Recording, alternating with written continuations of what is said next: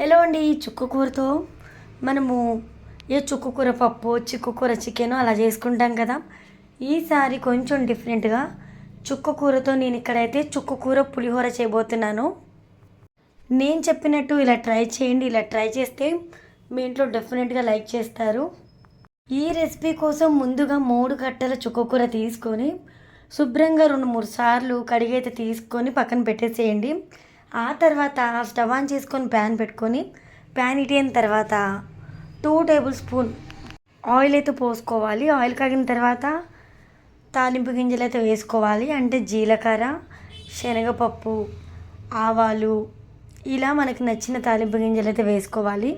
2 ఎండుమిర్చి వేసుకోవాలి. అలాగనే 4 లేదా 5 పచ్చిమిర్చి తీసుకొని ఈ విధంగా చీలికలుగా కట్ చేసుకొని వేసుకోవాలి. ఆ తర్వాత టేస్ట్ కోసం పల్లీలు అయితే యాడ్ చేసుకోవాలి. మీరు కావాలనుకుంటే జీడిపప్పు కూడా వేసుకోవచ్చండి. ఇప్పుడు చక్కగా ఈ తాలింపు అంతా కూడా ఫ్రై అయ్యేలాగా మనం చూసుకొని ఆ తర్వాత ఈ తాలింపు వేగుతున్న టైంలోనే శుభ్రంగా కడిగి తీసుకున్న చుక్కకూర కూడా వేసుకోవాలి. చుక్కకూర వేసుకున్న తర్వాత ఈ విధంగా కలుపుకుంటూ ఫ్రై చేసుకోవాలి.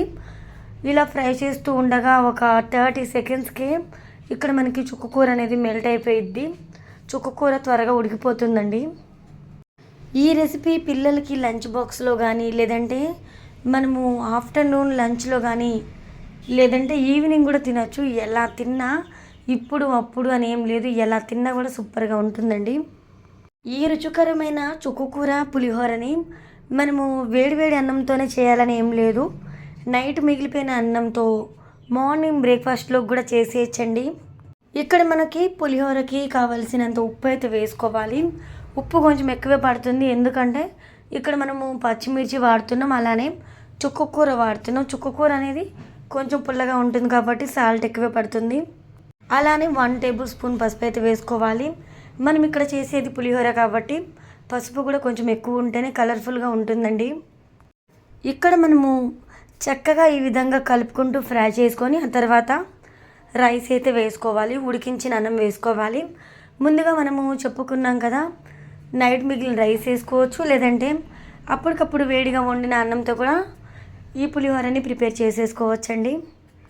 ఇప్పుడు మనము రైస్ వేసుకున్న తర్వాత ఇక్కడ చక్కగా అంతా మిక్స్ అయిపోయి రైస్ అంతా కూడా కలర్ అయిపోయేలాగా కలుపుకోవాలి.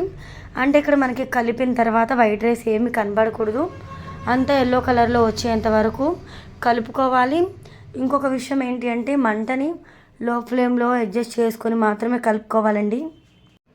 ఆ తర్వాత ఇలా 1 నిమిషం పాటు ఫ్రై అవ్వనివ్వాలి. ఇలా చేసినట్లయితే మనం వేసుకున్న చుక్కకూర ఫ్లేవర్ అంతా కూడా రైస్కి పర్ఫెక్ట్గా పట్టి మంచి టేస్ట్ ఉంటుంది.